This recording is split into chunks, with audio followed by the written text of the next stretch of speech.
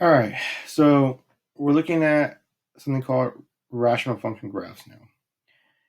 And to basically describe what a rational function is, we actually want to kind of understand what it does. And this is your parent function, okay, 1 over x. So basically, whatever you plug in, you're going to divide 1 by whatever that number is, okay. So here's what I want you to do first. So you can kind of get an idea of what it does is go ahead and fill out this chart like this. And then maybe you'll get an idea as to what a rational function is, okay. I'll be back in a second.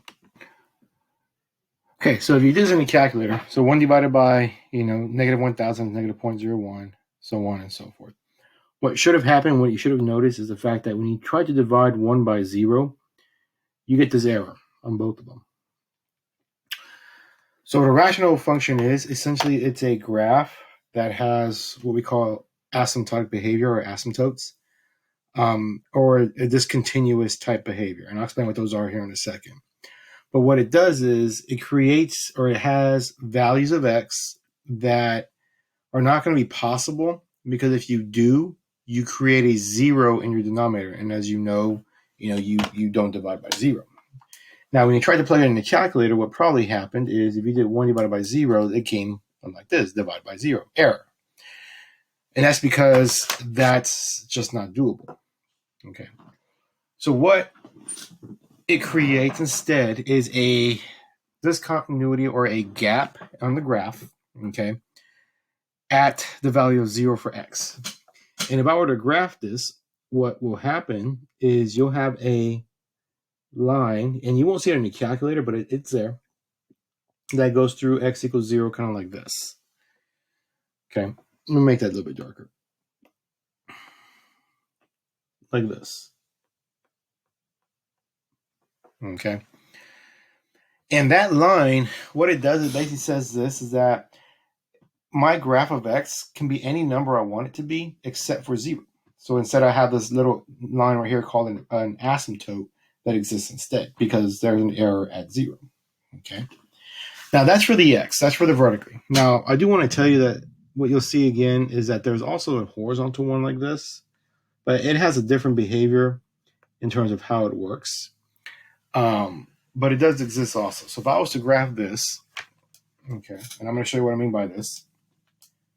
So if I did 1 divided by x in a calculator, and I graphed it, what you're going to find out is the graph looks broken. And that's what it's supposed to do. It's supposed to look broken, okay? And that's kind of what a discontinuity, or what we could use the word discontinuity is. It's the graph that has gaps or jumps in it. Therefore, it is not a continuous type graph, okay? And that jump or the gap, which is going to be at 0 right here, okay, is what we call an asymptote. So if I graph this particular graph, it'll look something like this, okay? And again, I'm not going to get too technical on this. That's actually not a very good graph, but like this. And so what happens is this graph's going to get really close to this asymptote, but it's not going to actually hit the asymptote. My graph's going to come this direction, and it's going to get really close to 0, but it'll never actually become 0. So like right here, if I kept dividing by 0.001, I'm sorry, not wrong one. If I kept dividing by a large number, 1,000, 10,000, 100,000, this line's going to keep getting really close to 0. See how we went from 0.01 to 0.001 and so on and so forth. Whereas if I go and divide by smaller numbers, the number's going to keep getting larger. So if I had divided by 0.0000001, that number's going to be way up here. But you'll never get the answer of 0 on your x. You can never use 0. So you can get really close to 0, but not quite use 0. Okay. So the best way to describe asymptotic behavior, what it does, is to do this. If I took, if the question was, could I possibly get rid of pollution on Earth if I kept cutting the pollution in half by, each year? So if I started at 1 in year 1, then I cut that in half, the next year would be 0.5. Okay. Then the next year would be 0.25. And then I keep dividing by half, and I'm going to do this so you can kind of see 0.25 divided by 2 would be 0.125. And then divide that again by 2, 0.0625. And what you're hopefully noticing is that my number keeps getting smaller. 0.3125. And smaller. 15625 and smaller 0.0078125 and even smaller 0.00390625. Okay, so the idea is that if I keep cutting this in half over time, my numbers can keep getting really small, but it never actually ever approach zero. So the question is it possible to get rid of pollution on Earth by this measure here? Then the answer would essentially be no. You'd always have pollution no matter what. Okay. Well, the fact that this number keeps getting smaller here is what this horizontal asymptote is showing you. It keeps getting smaller and smaller and smaller this way. But asymptotic behavior, best way to describe it is the behavior towards what we call limits. Now, I'm not worried about the word limit. And you know what the word limit is?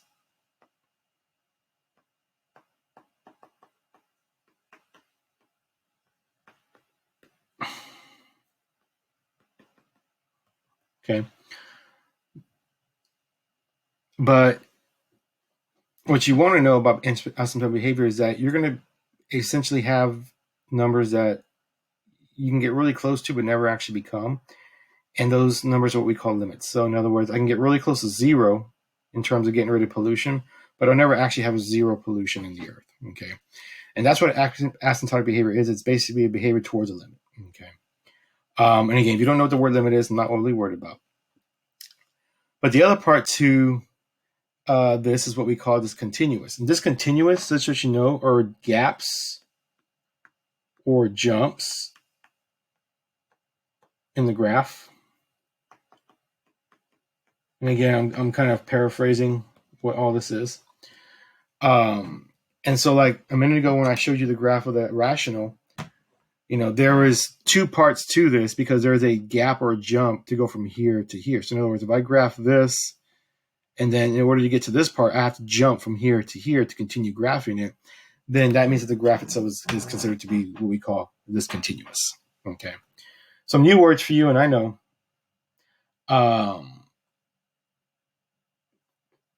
But what we're really focusing on, and here's is going to be the parts of the graph today, but that's what a rational function is. And what we're looking at are the asymptotes itself plus, intercepts and things like that. Here's a technical definition of the vertical asymptote that we're going to be looking at first. But what I want you to know to get away from this particular piece is that the graph is going towards the value here, which is, going to be a kind of like a boundary. And that's actually probably one of the best words is the word bound or boundary that it will not actually approach or become. Okay. So, but in other words, you have a value of X that is going to be undefined because if you used it, your denominator will become the value of 0, and we don't divide by 0. Okay. We also have horizontal asymptotes, which is where that limit thing comes into play, where we're going to approach either very large or very small numbers of X. But the thing to note about a horizontal is that it only affects the end behavior of the graph, and I'll explain to you what that is again here in a second. So it is possible to have graphs that cross it, but the end behavior does approaches that particular asymptote. Okay, and I'll show you what I mean by that here. So what are the parts of the graph you have to know for this today? Okay. Well, the first one is, and I'm going to point this one, is that these graphs are what we call, let me write this up here, branches. Okay, so the graph itself are what we call branches. So you're going to have different branches of a graph. The other thing that I've already talked about a minute ago is this line and this line is what we're going to call vertical asymptotes.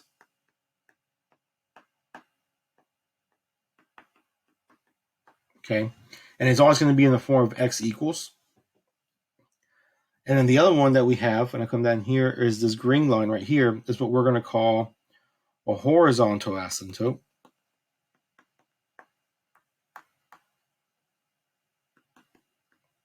And that's going to be in the form of Y equals. Okay. The other thing that you're going to see is, you'll have x-intercepts again. We're going to call these zeros for now. We'll also have y-intercepts. Again, I'm not going to explain y-intercepts at this point. We'll also have something called relative min and max. And just to kind of give you a diagram what it looks like, a relative min, oops, I can't spell relative, looks like this. And then a relative max looks like this, okay? And it's going to be a coordinate.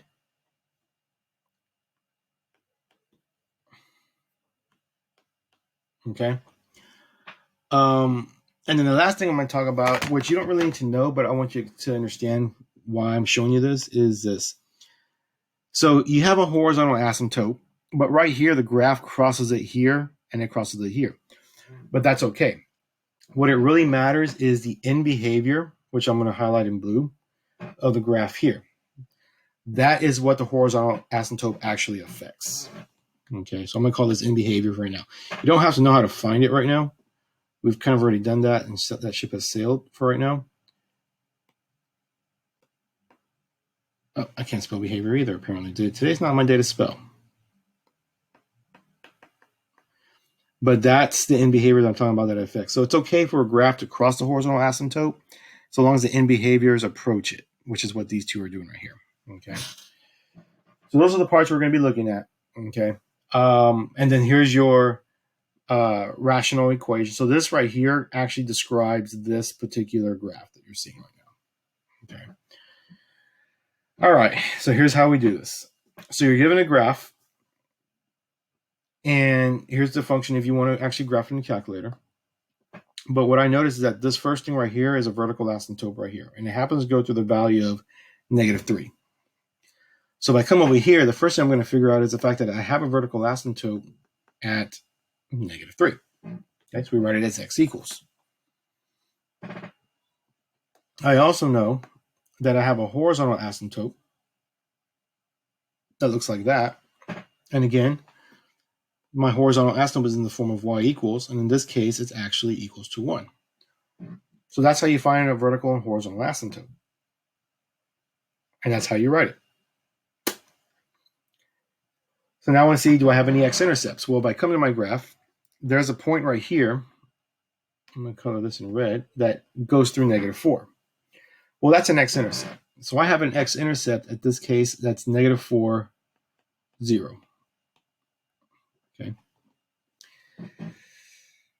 Do I have a y-intercept? Well, I do have a y-intercept, which is right here. Now, it's kind of hard to tell what it is. You can approximate on this. I will tell you this, though. The answer, when you start seeing this a little bit more, in this case, the answer is going to be 0 4/3. Okay. It will be a little bit more defined so you can understand how that comes. But I do have one. Okay. A relative minimum. So do I have anything that looks like this? And I don't. So there isn't one. And then do I have anything that looks like this for the max? And there isn't one. Okay. So now domain. Now, normally we do domain and range, but we're going to worry about the domain because that's the more important part of defining the rational function than the range actually is. Because range technically is more, the range is more about, not necessarily about the horizontal asymptote, but it's more about where the graph actually exists, which means there's more to it. So we're going to focus on the domain for this, and then we'll move on. So my domain is going to be written in 3 different ways: interval, inequality, and set builder. Okay. So the interval one, what you have to know is that you're going to start working with -infinity all over again, kind of like this. Positive infinity, positive infinity. Okay. And I'm going to write this, but here's the thing. This vertical asymptote is going to be kind of like a stopgap because it's a discontinuity. So it doesn't exist at this line.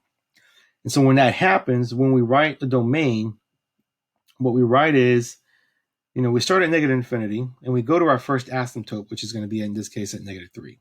Okay. But it doesn't exist there.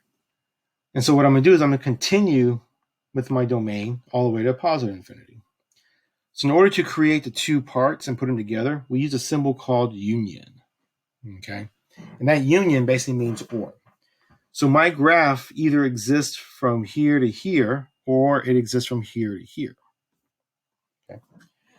When we write it in equality, we basically look at it and just say, well, we know that the graph where x has to be less than a -3 and x has to be greater than a -3. And then instead of writing the union symbol, we write the word or. So x has to be either less than or it has to be greater than -3. Okay. And then for set builder, well, set builder is a little bit different than how you write it or how I'm used to writing it. Instead of writing all of this information again, which is what we've kind of done before, we basically say that we want all values of x such that x cannot be equal to -3. So any value of x works except for -3. And this is going to be what we call the asymptote. Okay, and that's what an asymptote is. All right. On this one, I'm going to look at this one. I'm going to go through it with you again. Okay. So I'm going to look to see, okay, where are my vertical asymptotes at? Well, again, if I highlight, here's my vertical asymptote here. That's not very nice. Here and here. Okay. And I have one at x equals -2. And I have one at x equals +2. Okay. Next thing it says is, what is my horizontal asymptote? Well, here's my horizontal asymptote. And again, notice the graph does cross it right here. But again, it's going to be this part that we're going to look at for the asymptote part itself. But I do have one, and it happens to be at y equals 1. Okay.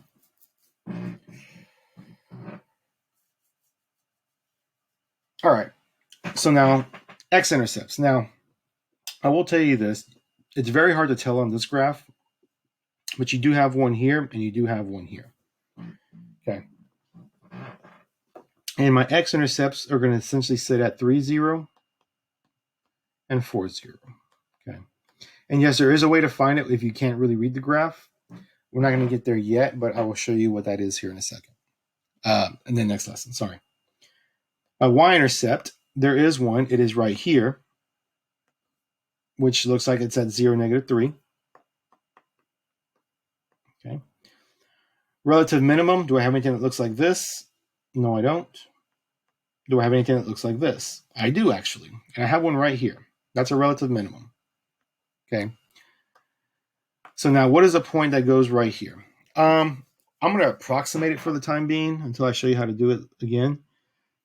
But the approximation is going to be roughly 1 point.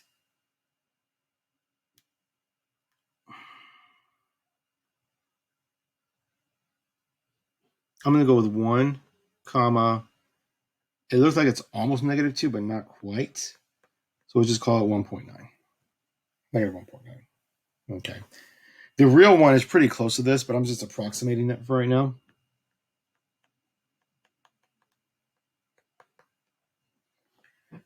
So my domain. Okay, so I have two asymptotes. And the way you write this one, since I have two, is there's going to be 3 parts to this.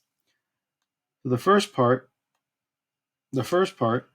come on, looks like this, where I go from -infinity to my first vertical asymptote at -2. My second part goes from -2 to a +2. And then my third part goes from a 2 to infinity. And then to connect them all, I use the word or. I mean, the union symbol, which is the word or. All right, to write an inequality, this one actually is a little bit longer. And I do apologize for that. But I know that x has to be less than -2,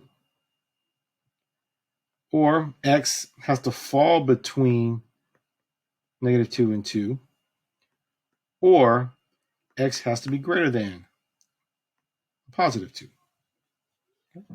3 parts, 2 lines. A set builder, x such that x cannot be equal to a -2 or x cannot be equal to a positive 2. Okay. And that's how you write it. So this one's a little bit longer, I know that, but again, it's doable. Okay, so try example 3 on your own. We'll be back in a second. Okay, this is kind of what I got. My asymptotes vertically are at -3 and +2. I have a horizontal at 1. And again, I know some of these graphs are kind of hard to see sometimes. I do have 2 x-intercepts, one of them at 0 and one at -2. I do have a y-intercept at 0, 0 also. I don't have a regular min, but I definitely have a regular max. And again, I'm going to approximate at -1 and 0.3-ish. Okay, and again, I'll show you how to find these when we get to it. Okay. My domain looks something like this, interval notation. Therefore, your inequality should look very similar. And then your set builder has the not equal to part. Okay. There's one more piece right here. And try it again, and be back in a second.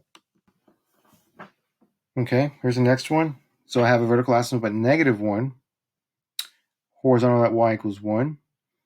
I have an x-intercept at -5, 0, which is about right there. Y-intercept about 0, 5, which is about right there. Okay. Then I don't have any relative mins or maxes. My interval or my domain looks like this, to -1, and then cannot equal 1 in set builder. Okay. So that's essentially what we're looking for is how to find this information on a rational graph. Okay. So at this point, I'm going to cover some additional stuff that you don't need to know unless you just want to know it or if you're going into pre-cal. And it's not a whole lot extra, but again. So the one thing I'm going to add to this is something called a hole. And a hole is it's a discontinuity gap, which is going to be a coordinate that is going to be x and y. So a hole essentially is a gap that doesn't exist. Okay. And they usually denote it on a graph by a circle, kind of like this right here is. So know that so it has to be taken into account for your domain and range as well. Okay. So like in this case, if I wrote my domain, I'm going to show you how to write my domain. Because my hole, it looks like it's at, let me erase this part real fast so I can kind of see what it looks like. Yeah. So my domain would go from here to here to here. So you would have -infinity to here, from here to here, to here, to here to positive infinity. Okay. So you'd actually have 4 sections on your domain because of it. Then your range gets a little bit trickier because you have a relative max, you have a hole, and then the asymptote and things like that. So I'm not going to talk about the range right now because, again, that really gets into more involved parts of this. But the part I do want to add on this is something called a hole, which is an xy coordinate of a gap that doesn't exist, okay, for your domain. And then this is for your domain and how you'd write that.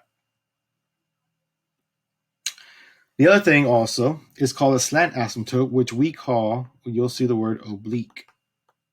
Okay. It's a y equals mx oblique equation, which I'm not going to show you how to find yet. We will later on, possibly. Okay. But just know that if you have a slant asymptote, therefore you don't have a horizontal. Okay. That's kind of the thing to that. So then